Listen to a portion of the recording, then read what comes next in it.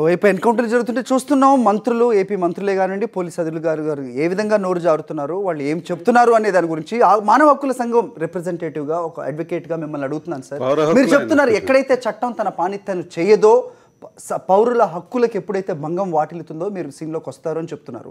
So మరి మీరే చెప్తున్నారు రాజకీయ నాయకుల కనుసైగల్లో ఇలాంటి వాళ్ళు పనిచేయాల్సి వస్తుంది, పోలీసులే కానివ్వండి లేకపోతే పోస్ట్ మార్టం నిర్వహిస్తున్న ఎవరైనా కానివ్వండి. అప్పుడు అలాంటప్పుడు మీరు ఎక్కుపెట్టే ప్రశ్నలు రాజకీయ నాయకులకి ఎందుకు వర్తించవు? వాళ్ళని అడిగే ధైర్యం మీకు లేదా? మేము ఎప్పుడు కూడా హక్కుల సంఘంగా ఇందాక కూడా నేను చెప్పానండి, ఈ హత్యలన్నీ కూడా పోలీసులు వాళ్ళంతటా వాళ్ళు చేస్తున్నది కాదు, వాళ్ళు చేయాలనే ఉద్దేశంతో చేస్తున్నది కాదు. ఇది రాజ్యం ఒక నిర్ణయంగా చేయిస్తున్నది. ఎక్కడైనా ఒక 2-3 సంఘటనలు పోలీసు అధికారులు అతి ఉత్సాహంతో జరిగితే జరుగుండొచ్చు. అందరూ కూడా అండి. అందుకని ఈ మాట ఏమంటున్నాం అంటే, పాలకులుగా ఉన్న వాళ్ళు ఏ పార్టీ అధికారంలో ఉన్నా, ఏ జెండా అధికారంలో ఉంటున్నా, ఈ ఎన్కౌంటర్ అనేది ఒక పరిష్కార మార్గంగా రాజకీయ సమస్యలకి అన్ని పార్టీలు అందరు పాలకులు కూడా ఎన్నుకున్నారు, జరుగుతున్నాయి, కంటిన్యూ అవుతున్నాయి. మరీ ముఖ్యంగా ఈరోజు జాతీయ మానవ హక్కుల కమిషన్ 3 రోజులు క్యాంప్ సిట్టింగ్ హైదరాబాద్లో ఈ 2 రాష్ట్రాలకు సంబంధించి చేస్తుంది. దాంట్లో వాళ్ళు ప్రధానంగా చెప్పిన విషయం ఏంటంటే, to sensitise the public servants on human rights violations issues అన్నారు. కానీ నాట్ ఓన్లీ పబ్లిక్ సర్వెంట్స్ అండి, ఈరోజు పొలిటీషియన్స్ కూడా సెన్సిటైజ్ చేయాల్సిన అవసరం ఉంది. ఎందుకంటే ఇందాక మీరు చూపించినట్టుగానే బొజ్జల గోపాలకృష్ణ కానీ లేకపోతే ముదుకృష్ణనాయుడు కానీ ఇలాంటి వాళ్ళు అక్కడ ఉండి ఆ జిల్లాలో జరిగిన సంఘటన మీద ఏ రకంగా మాట్లాడుతున్నారు వాళ్ళు. ఇక్కడ మాట్లాడుతున్న దాంట్లో 2 విషయాలు ఉన్నాయండి. చట్టపరమైన విషయం ఒకటి ఉన్నది, ఎందుకంటే ఆ సంఘటన మీద ఇంకా కేసే నమోదు కాలేదు, ఇంకా విచారణ కాలేదు. ఎలా వీళ్ళు ఎప్పుడే నిర్ణయం చేస్తారండి? అది ఒకటైతే. వాళ్ళు ఖచ్చితంగా వాళ్ళు ప్రభుత్వంలో ఉన్న బాధ్యులైన వాళ్ళుగా ఉంటున్న వాళ్ళు విచారణ కోసంగా సిద్ధపడాలి.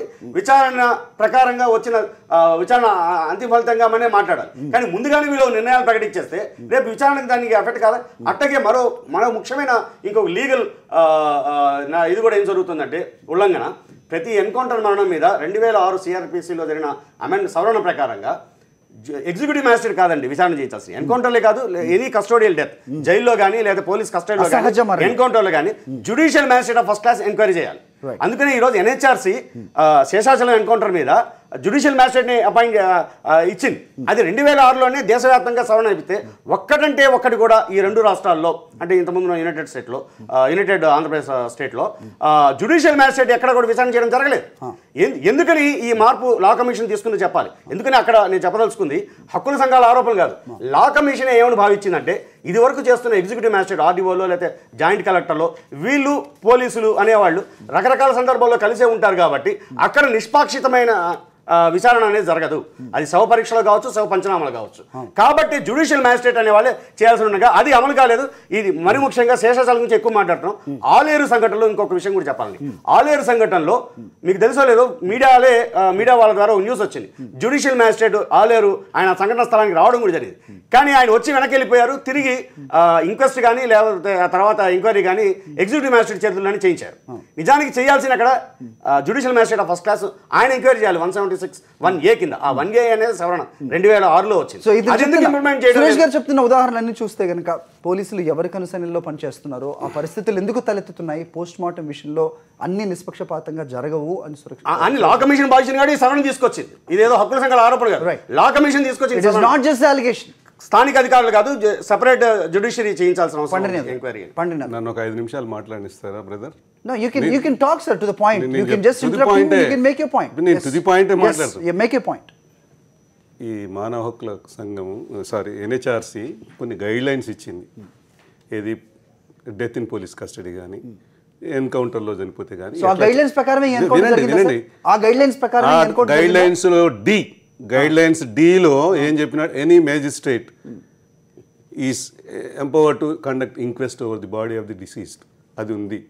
నెంబర్ 2 వాళ్ళు ఇంకోటి ఏమి ఇచ్చారు, inquest should be done in the under the videography. ఇంకొకటి ఏమి ఇచ్చారు, a team of doctors should conduct the post mortem under a videography.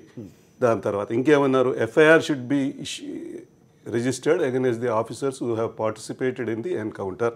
దాని తర్వాత their hand wash should be collected. దాని తర్వాత the weapons used in the commission of the encounter should be deposited and it should be sent to the ballistic expert. దాంతో ఇట్లా కొన్ని guide lines ఉన్నాయి. ఈ అన్నిటి ప్రకారంగా ఇందులో వీడియోగ్రఫీ చేశారు, మ్యాజిస్ట్రేట్తోనే డిఆర్ఓ గారు కండక్ట్ చేశారు ఇంక్వెస్ట్. Not judicial magistrate. వినండి, అంటే జ్యుడిషియల్ అని లేదు బ్రదర్. మీరు చట్టాన్ని అదే చెప్తున్నాను, ఇక చూడండి నేను చెప్తున్నాను ఇక్కడ హైకోర్టు తీర్పే ఉన్నది. సుప్రీంకోర్టు మీరు ఎన్ని రాసుకున్నా తప్పుడు సమాచారం ఆయన తప్పుడు సమాచారం చెప్తున్నాడు. కరెక్ట్ చేయాల్సిన అవసరం ఉంది. ఆయన సమాధానం చెప్పాల్సి ఈ గైడ్ లైన్స్ ఎప్పుడు ఇచ్చారు? ఈ గైడ్ లైన్స్ 97లో ఇచ్చారండి. ఈ గైడ్ లైన్స్ 2003లో సవరించారు. ఇంకా ఆయనకన్నా అదన సమాచారం కూడా చెప్తున్నాను, ఎందుకంటే నా చేతిలో ఆ తీర్పు ఉంది, హైకోర్టు ఇచ్చిన తీర్పు ఇంట్లో సమగ్రంగా ఉంది. 2003లో సవరించారు. అయితే 2006లో సిఆర్పిసిని సవరించడం జరిగింది. ఆల్ ఇండియా సిఆర్పిసి అంటే దేశం మొత్తం ఉన్న చట్టం, అది ప్రివైల్ అవుతుంది దేని మీదైనా కానీ. తర్వాత ఇంకొక విషయం కూడా సిఆర్పిసిలో ఆ మాట చెప్పిన judicial magistrate of first class చేసేది అదనంగా చేస్తాడు ఆయన. ఇవి ఏ చేసినా కూడా ఇది తప్పనిసరిగా షల్ అంటే it is a mandatory provision under the law. Judicial magistrate of first class shall has to enquiry into this incident.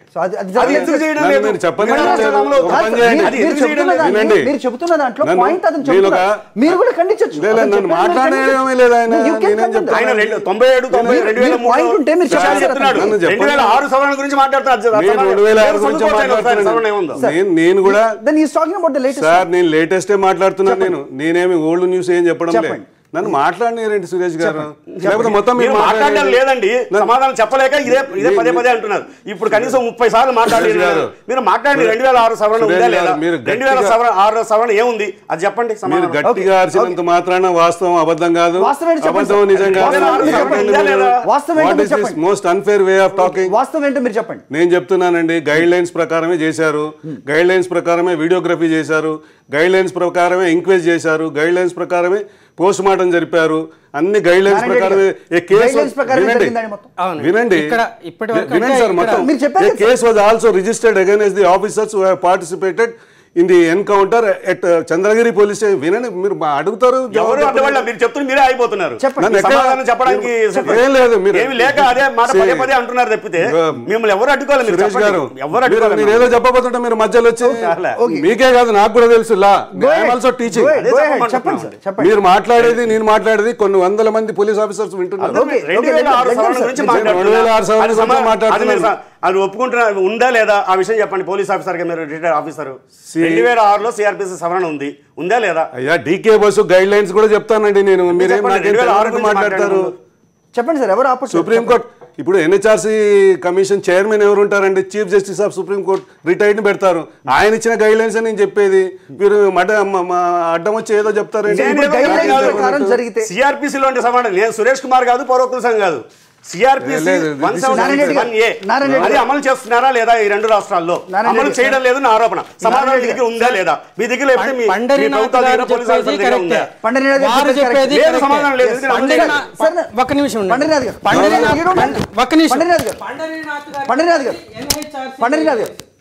సవరణ గురించి అడిగితే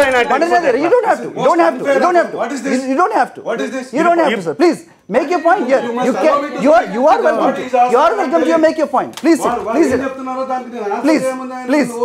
ఒక నిమిషం సార్. పండరీనాథ్ గారు చెప్పేది NHRC. Let me put the mic on. చిన్న బ్రేక్ తీసుకుందాం. Very short one, very tiny break. Let him put the mic on. Suresh గారు చిన్న బ్రేక్ తీసుకుందాం.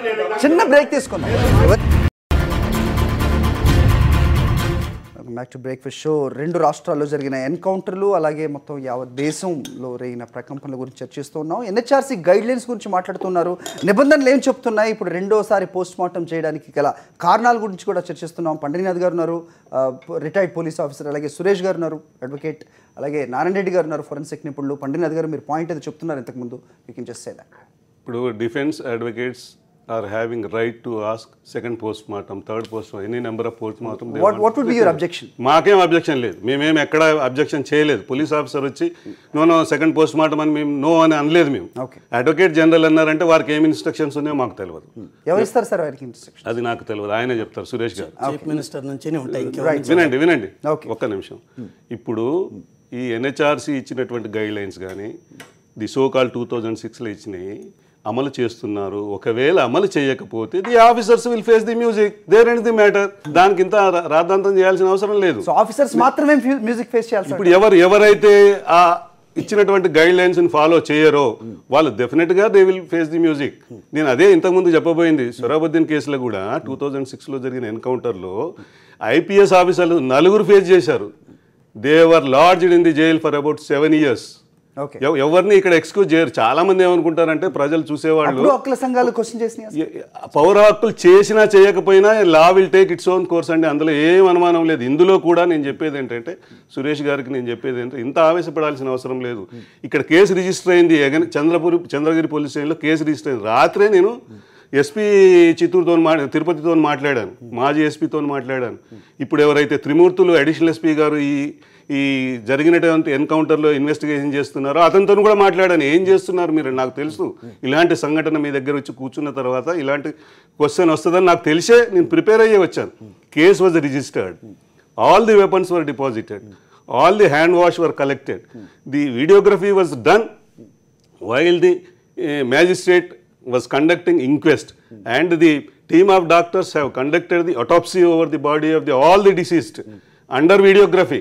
ఎఫ్ఐఆర్ ఇష్యూ చేశారు. ఎన్హెచ్ఆర్సీకి తర్వాత స్టేట్ హ్యూమన్ రైట్స్ కమిషన్కి ఎఫ్ఐఆర్ కాపీ పంపారు, ఇన్ఫర్మేషన్ పంపారు. డిసీజ్డ్ అన్న వాళ్ళ రిలేటివ్స్ కూడా ఇన్ఫర్మేషన్ ఇచ్చారు. ఇవన్నీ చట్ట ప్రకారంగా ఏదైతే గైడ్ లైన్స్ ఇచ్చారో అవన్నీ దాని ప్రకారంగానే చేశారు. ఏ పోలీస్ ఆఫీసర్ కానీ, ఏ ఫారెస్ట్ ఆఫీసర్ కానీ, ఏ గవర్నమెంట్ అఫీషియల్ కానీ ఈ మ్యూజిక్ ఫేస్ చేయడానికి ప్రిపేర్ కాడు. వాడు కూడా మామూలు కుటుంబాల నుంచి వచ్చినాడు. చాలా మంది ఏమనుకుంటారంటే పోలీస్ ఆఫీసర్లు చాలా దుర్మార్గంగా చంపేస్తారని. అట్లేం లేదు. అట్లా అంత మనం కంగారు పడి వాదించుకోవాల్సినంత అవసరం. పోలీసు ఆఫీసర్లు ఒక్కళ్ళ మీదే ఎవరు వేలెత్తి చూపించట్లేదండి. నా మనం ఏంటంటే ప్రభుత్వం కనుసైగల్లో జరుగుతుంది, ప్రభుత్వ హత్యలు చెప్తున్నారు. దాని ఆరోపణలను ఏ విధంగా చెప్తారు? ఆరోపణలు అనేవి ఎప్పుడు ఉంటాయండి? విచారణ అనేది ఉంటుంది, దాని తర్వాత కోర్టులు ఉంటాయి. ఒకవేళ ఇక్కడ ఎన్హెచ్ఆర్సీ ఇచ్చినటువంటి గైడ్ లైన్స్ కానీ సురేష్ గారు చెప్పినట్టు 2006 ఫాలో కాలేదని వారు అంటున్నారు. అయిందని నేను అంటున్నాను. అయినరా కాలేదా? ఎన్హెచ్ఆర్సీ ఎంక్వైరీ ఇవ్వాలి. క్యాంప్ సిట్టింగ్ ఉంది కదా, తేలిపోతుంది.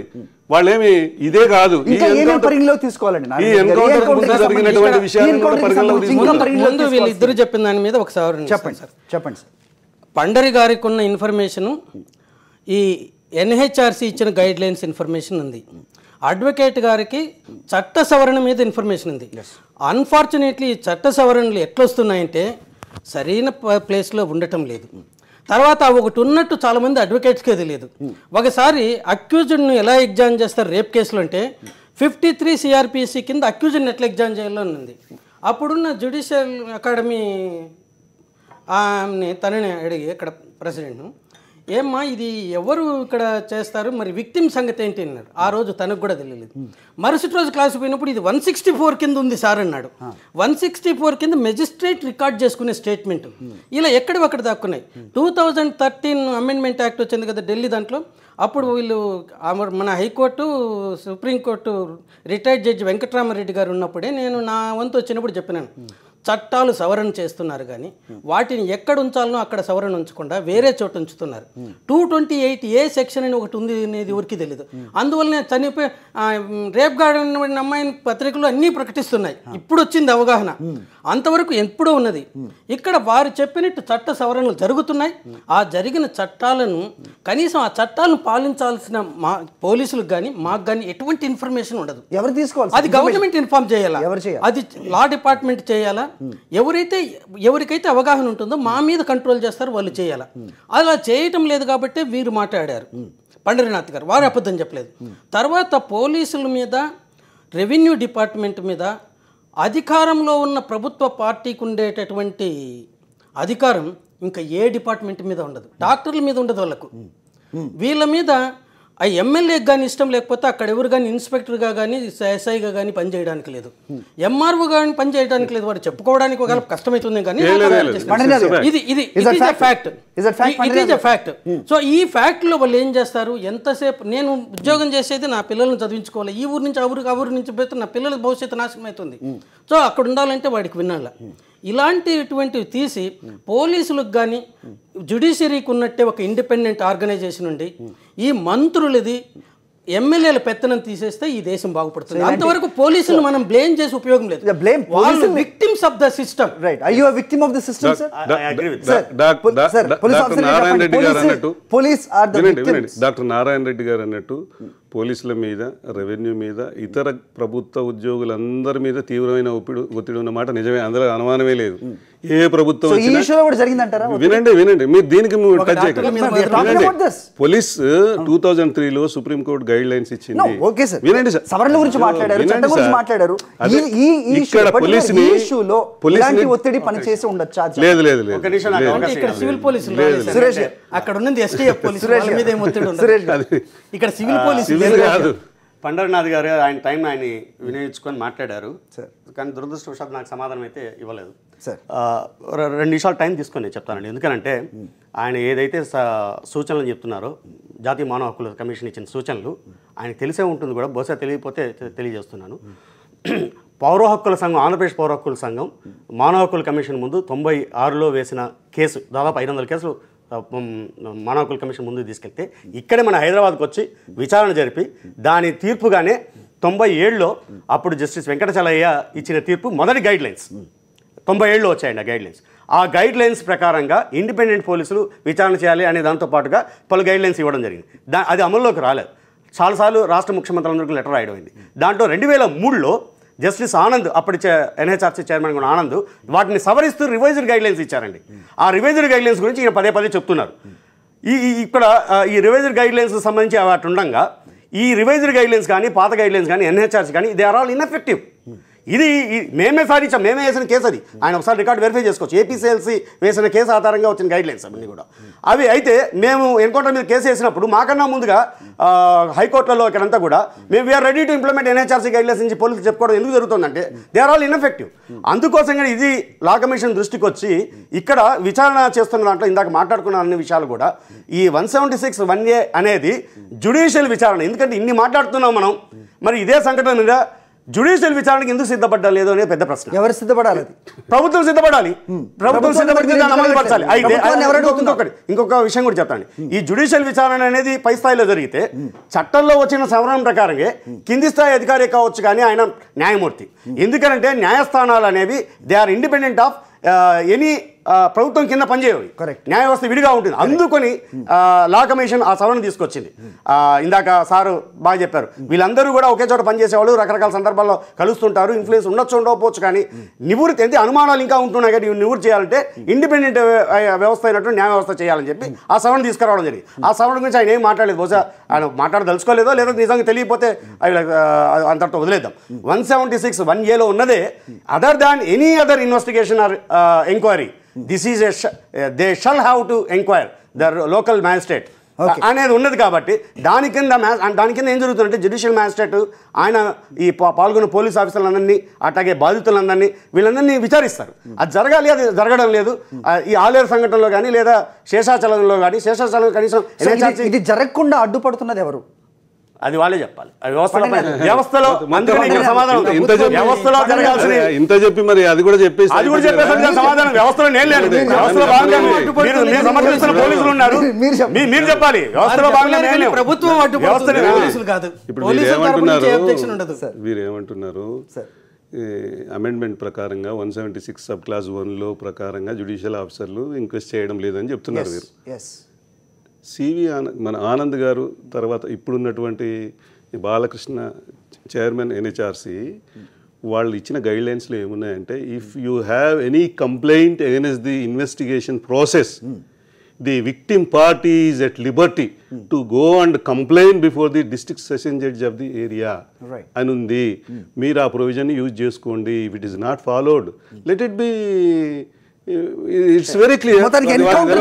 దానికన్నా ముందు ఉన్నదాన్ని అమలు చేయాలి. అమలు చేయాల్సిన బాధ్యత వాళ్ళ మీద ఉంది. చేయకపోతే మీరు కంప్లైంట్ చేయమని చెప్తున్నాను కదా.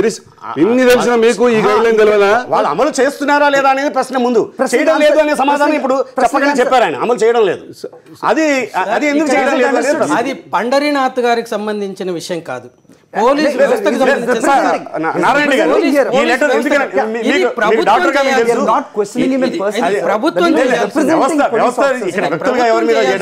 ప్రభుత్వం బాధ్యత, అంతేగాని పోలీస్ డిపార్ట్మెంట్ బాధ్యత కాదు. పోలీస్ డిపార్ట్మెంట్ బాధ్యత వాళ్ళ వరకు ఎంత పరిధిలో ఉంటుందో అదే చేస్తారు.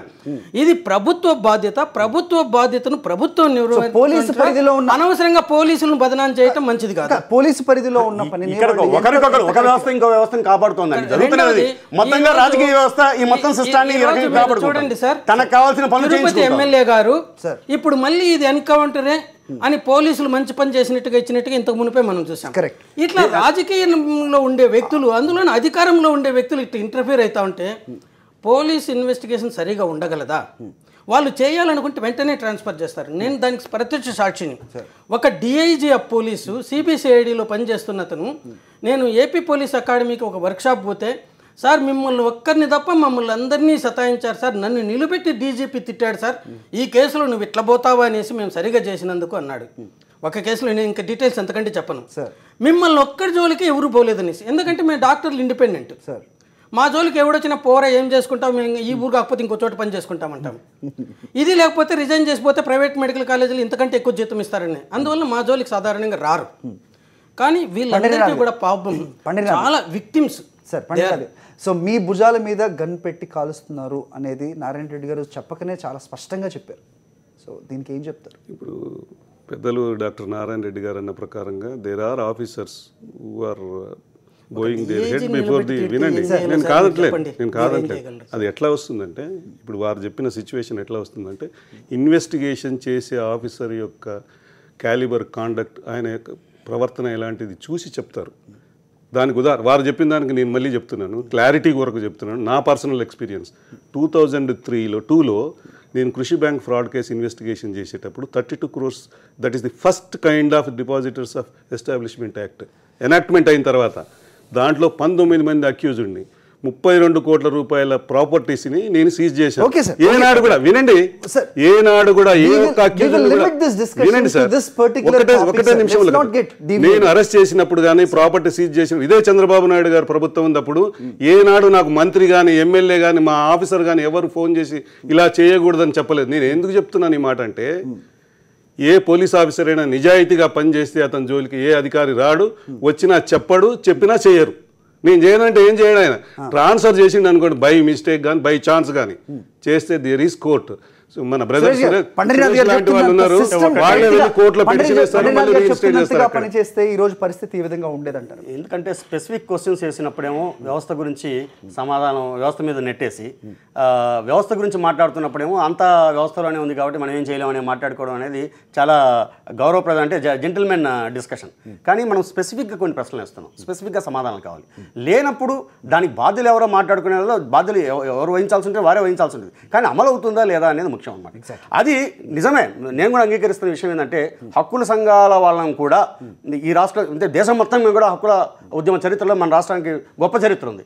కానీ 2006లో వచ్చిన ఈ సవరణని పదే ఎందుకు చెప్తున్నా అంటే, రేపటి నుంచి బహుశా దాని మీద అందరం కూడా దృష్టి పెట్టి పనిచేయాల్సిన అవసరం ఉంది. జ్యుడిషియల్ మ్యాజిస్ట్రేట్ దగ్గర అవకాశం పూర్తిగా ఉంటుంది, ఎవరికి బాధ్యతలకి నేను ఇక్కడ చెప్తున్నది కూడా అంటే, అది కదిలేది మొట్టమొదటి. అందుకనే ఇందాక అన్నాను, చట్టం పని చేయాలి అంటే అది మొట్టమొదటి కదిలే పోలీసుల దగ్గర నుంచి. వినండి ఒక్క నిమిషం అండి, నేను ఈ మాట మొదటిసారి అంటాను వినండి అని ఆయన పదే అన్నారు. కానీ ఎందుకని చెప్తున్నా అంటే, ఎవరైనా ఇలాంటి సంఘటనలు, అది లాకప్ డెత్ కావచ్చు, జైలు డెత్ కావచ్చు, లేదా ఇలాంటి ఎన్కౌంటర్ సంఘటన కావచ్చు, ఈ రిపోర్ట్ ఎవరు ఇస్తారంటే పోలీసులు ఇస్తారండి. ఎగ్జిక్యూటివ్ మ్యాజిస్ట్రేట్కి వాళ్ళు రాస్తారు, ఆయన చెప్పమని సమాధానం నిజానికి వాళ్ళు రాస్తే దాని మీద వాళ్ళు రియాక్ట్ అయ్యి ఎగ్జిక్యూటివ్ మ్యాజిస్ట్రేట్లు అంతా కూడా తర్వాత చేయాల్సినవన్నీ ఆయన చెప్తారు గైడ్ లైన్స్. ఇంకా నాకు పూర్తి కాలేదు, 2 నిమిషాలు తీసుకుంటా. అది ఎగ్జిక్యూటివ్ మ్యాజిస్ట్రేట్లే చేస్తారండి మొత్తం కూడా, ఇంక్వెస్ట్ కావచ్చు, ఎంక్వైరీ కావచ్చు. ఆ ఎంక్వైరీలో దాంట్లో కూడా ఉంది సాక్షులు పిలిపించి అంతా నమోదు చేయడం అనేది. కొన్ని వందల వేల ఎన్కౌంటర్లు జరిగాయి లేదా లాకప్ డెత్లు జరిగాయి. అన్నిటి మీద కాకపోయినా కనీసం కొన్ని వందల మీద జరుగుంటాయి ఈ రాష్ట్రంలో. ఒక్కడంటే ఒక దాంట్లో కూడా పోలీసులు కారణం అని చెప్పి రిపోర్ట్ రాలేదండి, పోలీసులకు అనుకూలంగానే వచ్చింది.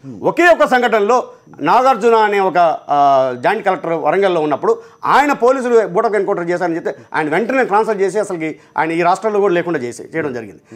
కాబట్టి ఇక్కడ ఏముంటున్నా అంటే, ఇందుకనే ఈ అనుమానం వచ్చింది కాబట్టి జ్యుడిషియరీ మీద ఈ బాధ్యత పెట్టారు ఇప్పుడు. కాబట్టి దీన్ని మేము వెల్కమ్ చేస్తున్నాం, మేము నిలబడతాం, ఎందుకంటే వాస్తవం ఇది అని చెప్పగలగాలి. ఎవరైనా చెప్పాల్సి ఉంటే వాళ్ళ చేతుల్లో లేని విషయాన్ని అది వేరే విషయం, వాళ్ళు చెప్పాల్సి, ఎందుకంటే ప్రధాన పాత్ర వాళ్ళది అవుతోంది కాబట్టి ఇనిషియల్ స్టేజ్లో వాళ్ళు వి వెల్కమ్ ఇట్ అని చెప్పాలి, అంతేగాని ఇంకోటి చెప్పడం కాదు. దీన్ని చెప్తున్నారు. కానీ పండినాథ్ గారు, సురేష్ గారు ఇప్పుడు రేస్ చేసిన దానికి ఏం చెప్తారు? నేను ఆల్రెడీ దానికి సమాధానం చెప్పాను. If there is any flaw, if there is any illegal or if there is any ఇల్లీగల్గా చేయకుండా ఏదైనా out of the way violate చేస్తే the people are at liberty to go and lodge a complaint before the district అది session ఎటు judge. చేస్తున్నారు? వాళ్ళు ఎటు sir, చేస్తున్నారు? మీరు మీరు చేయాల్సింది ఎందుకంటే కరెక్ట్గా మీరు వెళ్ళి చేశారా? ఒక పిటిషన్ వేసి అది క్లుప్తంగా ఒకే ప్రశ్న. పోలీసు వాళ్ళు న్యాయ వ్యవస్థ కంటే జ్యుడిషియల్ మ్యాజిస్ట్రేట్కి లెటర్ పంపాలి, ఇలా అన్యాచురల్ డెత్ జరిగింది అని. ఎందుకు పంపడం లేదు? నేను విన్నది నిజంగా తెలియదు, కానీ ఇక్కడ పంపారండి, లెటర్ పంపారు. వాళ్ళకి తెలియక చెప్తున్నారు సురేష్ గారు. నారాయణ రెడ్డి. ప్రతి కేసులోన ఇటువంటి జరిగినప్పుడు వీళ్ళు కన్సర్న్డ్ లోకల్ మెజిస్ట్రేట్ అంటే ఎగ్జిక్యూటివ్ మెజిస్ట్రేట్ అనే పదం పోలీసులు ఎప్పుడు వచ్చినా ఇట్ ఈజ్ ఎగ్జిక్యూటివ్ మెజిస్ట్రేట్, ఆయనకు పంపుతారు ఇన్ఫర్మేషన్, ప్రతి కేసులోనే పంపుతారు. ఇక్కడ తప్పు ఏదన్నా వస్తే డిస్ట్రిక్ట్ మెజిస్ట్రేట్గా డిస్ట్రిక్ట్ కలెక్టర్ ఆయన తీసుకోవాలి డెసిషన్, పోలీసులు కాదు. రైట్, పోలీసులకి ఇది ఉండదు. నారాయణ రెడ్డి గారు ఎందుకంటే దీని మీద లా సెక్రటరీతో నేరుగా స్వయంగా వెళ్ళి మాట్లాడడం జరిగింది. ఆంధ్రప్రదేశ్ లా సెక్రటరీగా ఉన్నవారు ఆయన ఇచ్చిన సమాధానం కూడా ఏంటంటే ఇక్కడ కొంత లోపం ఉందండి, ఎవరు ఈ బాధ్యత స్వీకరించాలి? ఎందుకంటే నేను చాలా లెటర్లు మేము వినతి పత్రాలుగా జిల్లా కలెక్టర్లకు ఇచ్చాం, జ్యుడిషియల్ మ్యాజిస్ట్రేట్ చేత విచారణ చేయించండి అంటే ఒక కలెక్టర్, వరంగల్లో పనిచేసిన కలెక్టర్ కూడా ఆయన నేరుగా చెప్పిన సమాధానం ఏంటంటే మేము జ్యుడిషియరీకి నేరుగా లెటర్ రాయడం ఎలాగా, చట్టంలో మాకు హక్కు లేదు, మేము మా కింద పనిచేసే ఎగ్జిక్యూటివ్ మ్యాజిస్ట్రేట్కి పని అప్పగించడం, కానీ ఇది చేయాల్సిన న్యాయ వ్యవస్థ చేయాలి, జిల్లా జడ్జి రాయాలి లెటర్ అన్నారు. ఇక్కడ గైడ్లైన్స్ లేదు, అందుకనే ఈ గైడ్లైన్స్ దీనికి సంబంధించి లోపం ఉంది, వ్యవస్థలో లోపం ఉంది. లోపం అంతట్లో వ్యవస్థలో ఎట్లా జరుగుతుందంటే సవరణ చేయడం కోసంగా చేస్తారు, ఆ సవరణ అక్కడ కనబడుతుంది. దాన్ని పని చేయించాల్సిన న్యాయ వ్యవస్థ చేయించాలి. పౌర హక్కుల సంఘంగా మేము చేస్తాం కూడా రేపటి నుంచి. చట్టం ఉంది, సిఆర్పిసిలో చట్ట సవరణ ఉంది, ఆ సవరణలను ఎలా అమలు పరచాలనే ప్రొసీజర్ను మర్చిపోయారు. ఇప్పుడు ఒక్క నిమిషం సార్, డిస్ట్రిక్ట్ మెజిస్ట్రేట్ గారు డిస్ట్రిక్ట్ జడ్జిగా ఆయన జ్యుడిషియల్ మెజిస్ట్రేట్కి పంపడానికి, లేకపోతే జిల్లా జడ్జి కూడా డిస్ట్రిక్ట్ మెజిస్ట్రేట్ ఆయన మీద, collector is the supreme boss in the district, జిల్లా జడ్జి గారు కూడా కలెక్టర్ దీని కిందనే ఉంటాడు అధికారంలో. సో ఆయన ఇమీడియట్గా డిస్ట్రిక్ట్ జడ్జి గారికి పంపాలా, ఆయన అక్కడి నుంచి కన్సర్న్డ్ ఎగ్జిక్యూటివ్ మెజిస్ట్రేట్కి ఇమీడియట్గా పంపాలా. అందులోనే ఇప్పుడు క్షణాల్లో వెళ్ళిపోయేది, ఇంతకు మునుపులాగా పేపరు ఒక పోస్టు అవసరం లేదు, ఇక్కడ సంతకం పెట్టి స్కాన్ చేస్తే అక్కడికి వాలిపోతుంది. That has got the validity. Okay, so ఇది అమలు జరిగిన ఒకే ఒక కేసు గురించి ఒక క్షణమైనా మాట్లాడుకోవాలి మనం. గుజరాత్లో తమాంగ్ అనే జ్యుడిషియల్ మ్యాజిస్ట్రేట్ ఆయన ఇటువంటి ఎన్కౌంటర్స్ అంటే ఇస్రత్ జహానా అనే కేసు మనం వినుంటాం, సుప్రీంకోర్టు దాకా వెళ్ళింది, దాంట్లో శిక్షలు కూడా అంటే వాళ్ళకి ఆ కేసులు కూడా సుప్రీంకోర్టు దాకా విచారించలేదు. దాంట్లో జ్యుడిషియల్ మ్యాజిస్ట్రేట్ 176 1A కింద విచారించి ఆయన 3 నెలల్లో నివేదిక ఇస్తే, ఆ నివేదిక ప్రకారంగానే దాదాపు 10-15 మంది ఐపీఎస్ ఆఫీసర్లు ఇంక్లూడింగ్ అమిత్ షా కూడా ఆయన హైకోర్టు దాకా సుప్రీంకోర్టు దాకా కేసులు ఫేస్ చేయాల్సి వచ్చింది. కాబట్టి నిజంగా విచారణ జరిగితే జ్యుడిషియల్ మ్యాజిస్ట్రేట్ చేయగలిగితే ఎలా చేయగలరు అనడానికి జస్టిస్ తమాంగ్ ఉదాహరణగా ఖచ్చితంగా చెప్పాల్సిన అవసరం ఉంటుంది. ఎన్కౌంటర్తో ఎర్రచందనం స్మగ్లర్లకు వణుకు పుట్టించాలనుకున్న ఏపీ పోలీసులకు రివర్స్లో టెన్షన్ పట్టుకున్నట్లయింది. మృతుల బంధువులు చెబుతున్న సమాచారంతో ఎన్కౌంటర్ కట్టుకథకు కొత్త కథలు అల్లలేకపోతున్నారన్న విమర్శలు వస్తున్నాయి. దీని మీద ఎన్హెచ్ఆర్సీ ఏం చెప్తుందో చూడాలి. ఏం సార్ పండ్రినాథ్ గారు? Sir go to ball.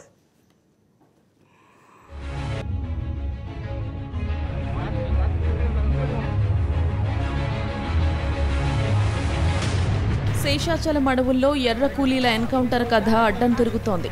మృతుల బంధువుల సమాచారంతో కొత్త కోణం వెలుగు చూస్తోంది. పోలీసులు చెబుతున్న విషయాలకు మృతుల బంధువులు చెబుతున్న వివరాలకు పొంతన కుదరడం లేదు. మృతుల బంధువులు మాత్రం సోమవారం ఉదయం ఇంటి నుంచి 8 మంది బయలుదేరారని చెబుతున్నారు. మధ్యాహ్నం సమయంలో పుత్తూరు వద్ద ఎర్ర కూలీలు అనే అనుమానంతో పోలీసులు వారిలో 7 మందిని అదుపులోకి తీసుకుని తిరుపతి పోలీస్ జీపులో తరలించినట్లు బంధువులు చెప్పారు.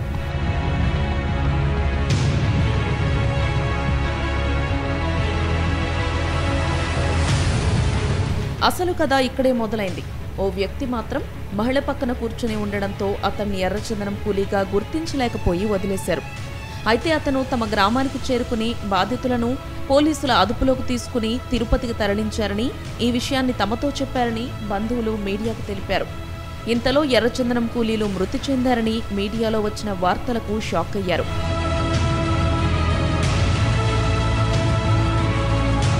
అయితే పోలీసులు మాత్రం ఎర్ర కూలీలు మంగళవారం ఉదయం తమపై రాళ్లు కత్తులతో దాడి చేశారని, ఆత్మరక్షణ కోసం జరిపిన కాల్పుల్లో మృతి చెందినట్లు చెబుతున్నారు.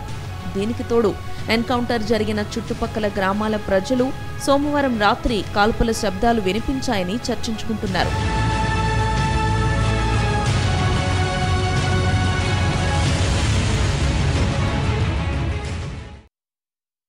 మొత్తానికి సో మృతుల బంధువులే కానివ్వండి, పౌర హక్కు సంఘాలే కానివ్వండి, వాళ్ళ ఎన్హెచ్ఆర్సీ కానివ్వండి, మొత్తం హైదరాబాద్ వస్తుంది జరిగిన మొత్తం వైనాన్ని కూలంకషంగా మరి పోస్ట్ మార్టం జరగడం మనం చూస్తూ ఉన్నాం. సో పోలీసులు ఎంత కాన్ఫిడెంట్గా ఉన్నారు, సో వాళ్ళ మీద భుజాల మీద పెట్టి తుపాకీ కాలవడం జరిగిందా, ప్రభుత్వం కన్సర్న్లో ఇదంతా జరిగిందా, సో పోలీసులు ఏ విధంగా ఇది ఎంత ప్రూవ్ అయితే కనుక పోలీసులనే బాధ్యుల్ని చేస్తారా లేకపోతే ప్రభుత్వం కూడా తల ఉంచుతుందా అనే దాంట్లో సురేష్ గారు సో హక్కుల సంఘం నేతగా అది వాదిస్తున్న అడ్వకేట్గా మీరు ఏం చెప్తారు? ఎవరిని నిలబెట్టాల్సిన అవసరం ఉంది, అది నిలబెట్టే పరిస్థితి ఉంటుందనుకుంటున్నారా, ఏం చెప్తారు? అంటే నిజానికి జరగాల్సిన రీతిలో విచారణ జరిగితే మొదలైతే ఇంకా వీఆర్ ఎట్ ద థ్రెషోల్డ్, ఇంకా మొదలే కాలేదండి. అది మొదలై తుదకంటూ నడిస్తే ఖచ్చితంగా ఎవరు బాధ్యులో వాళ్ళ దాకా వెళ్తుందండి. ఆ రకంగా విచారణ జరిగేదానికి అందరూ ఎవరి బాధ్యత వాళ్ళు నిర్వహించాల్సిన అవసరం ఉంది. అందుకనే ఈరోజు శేషాచలం ఎన్కౌంటర్ మీద సరే ఆలేరు మీద అంత చర్చ నడవడం లేదు, కానీ రెండింటి మీద సమానంగా నడవాల్సిన అవసరం ఉంది. సరే ఎందుకైనా మంచిది శేషాచలం మీద నడుస్తున్నట్టు చాలా పెద్ద గీత ఈరోజు హైకోర్టు కూడా ఒక మాట చెప్పిందండి, వీఆర్ సూపర్వైజింగ్ దిస్ కేస్ అని చెప్పి ఎవరు కూడా పత్రికల్లో అంటే అధికారులుగా ఎవరైతే ఉన్నారో రాజకీయ నాయకులు కూడా అది దాంట్లో ఒక ఇది ఉన్నది, ఎవరు మాట్లాడడానికి లేదు పబ్లిక్గా దీన్ని. ఆ మాట కోర్టులో చెప్పడం కూడా జరిగింది. ఎందుకంటే పోలీస్ ఆఫీసర్స్గా ఉన్న వాళ్ళు కూడా ఎవరికి వాళ్ళు ఇది నిజమైన అధికారులు అన్నారు కానీ నేతలు అనలేదు. నేతలు అని చెప్పి బహుశా మీకు తెలుసు కోర్టులో కూడా ఉన్నటువంటి ఎందుకంటే వ్యవస్థ అన్నింటిలో కూడా అది ఉంది. అది ప్రజలుగా లేదా మీడియాగా ఫోర్త్ ఎస్టేట్గా మీకుంది, ప్రజలకి ప్రజా సంఘాలకి ప్రజల తరఫున మాట్లాడే హక్కు అదంతా ఉంది, న్యాయ వ్యవస్థ కూడా ఉంది. కానీ అంతవరకు వెళ్ళడం లేదు, కనీసం ఇంతవరకు వచ్చి సంతోషించాలి. ఈ మొట్టమొదటిసారిగా బహుశా ఈ రాష్ట్రంలో రోజువారీగా ఈ కేసు వినడం జరుగుతుంది. ప్రతిరోజు మొదటి కేసు, ఈ రోజు కూడా మొదటి కేసు 10:30కి ఉంది, నేను కోర్టుకు పరిగెత్తాల్సిన అవసరం ఉంది. ఆ కేసు వినడం ద్వారా దీని మీద ఇంత చర్చ రాగలుగుతుంది. ఈ చర్చ రావడం ద్వారా చాలా ప్రశ్నలు చాలా విషయాలు అందరికీ అవగతం అవుతున్నాయి. ఈ 176 అని పదే ఎందుకు చెప్తున్నా అంటే దీని గురించి చాలామందికి తెలియదు, ఆఫీసర్స్కి తెలియదు, పోలీసులకు తెలియదు, లేదా హక్కుల సంఘాలు పనిచేసే వాళ్ళని కూడా ఈ మధ్య మేము తెలుసుకుంటున్నాం. ఈ సవరణ అయితే వచ్చింది కానీ అమలు పరచాల్సిన బాధ్యత తిరిగి మనందరి మీద. దాంట్లో ఇది అదే పరిష్కారం నేను అనుకోవడం లేదు, అది పరిష్కారం అయిపోయేదానికి ప్రాథమికంగా తొలి అడుగులు సరైన అడుగులు అని నేను అనుకుంటున్నాను. చివరి మాటలు పండినాథ్ గారు. సోదరుడు సురేష్ అన్నది 176(1A) పదే చెప్తున్నారు. దీని మీద సెన్సిటైజ్ చేయడం జరిగింది, ట్రైనింగ్ నడుస్తుంది, క్యాప్సూల్ ట్రైనింగ్ నడుస్తుంది, ఎలా చేయాలి ఇది ఇన్వెస్టిగేషన్ అనేది. దాని తర్వాత ఇంకొకటి ఏంటంటే the case which has happened in the limits, they are not investigating this case other than the police officers who are no way concerned with this subject. Trimurthuలు అనే అడిషనల్ ఎస్పీ చేస్తున్నాడు, is no way concern with this task force చేసిన ఎన్కౌంటర్కు, అందుకనే independent officer అని ఆయనకి ఇచ్చాడు. ఇప్పుడు వీరైనా నేనైనా నారాయణ గారైనా మీడియా అయినా ఎవరైనా న్యాయం జరగాలి, మృతులు అన్యాయంగా ఏదైనా జరిగితే తప్పకుండా చర్య తీసుకోవాలి. ఈ ఎన్హెచ్ఆర్సీ చేసే ఎంక్వైరీ ఈ ఒక్క కేసే కాదు, ఈ ఎన్కౌంటరే కాదు, దీనికి ముందర జరిగినటువంటి పోలీసుల మీద కానీ అటవీ అధికారుల మీద కానీ జరిగినటువంటి దౌర్జన్యాలు వాటి మీద కూడా వస్తుంది, ఈ ఎంక్వైరీలు అన్ని కవర్ అవుతాయి. ఓకే, మొత్తానికి అన్యాయం జరిగినట్లయితే ఎవరిని విడిచిపెట్టడానికి వీలేదు, న్యాయం జరగాల్సిన అవసరం ఉందని ఇక్కడికి వచ్చిన అతిథులు కూడా అభిప్రాయపడడం జరిగింది. నారాయణ రెడ్డి గారు థ్యాంక్స్ అండి, Pandinath garu thank you so much, Suresh garu thank you for being with us. Telugu రాష్ట్రాల్లో మొన్న జరిగిన 2 భారీ ఎన్కౌంటర్లు దేశవ్యాప్తంగా సంచలనం రేపాయి. దీనిపై విచారణ జరిపేందుకు జాతీయ మానవ హక్కుల కమిషన్ బృందం ఇవాళ హైదరాబాద్ వస్తోంది. అసలు ఎన్కౌంటర్లు ఎందుకు వివాదాస్పదం అయ్యాయి, ప్రభుత్వంపై వస్తున్న ఆరోపణలు ఏంటి, హక్కుల సంఘాలు చేస్తున్న వాదనలు ఏంటి, వీటన్నిటిపై ఇప్పటివరకు చర్చించారు.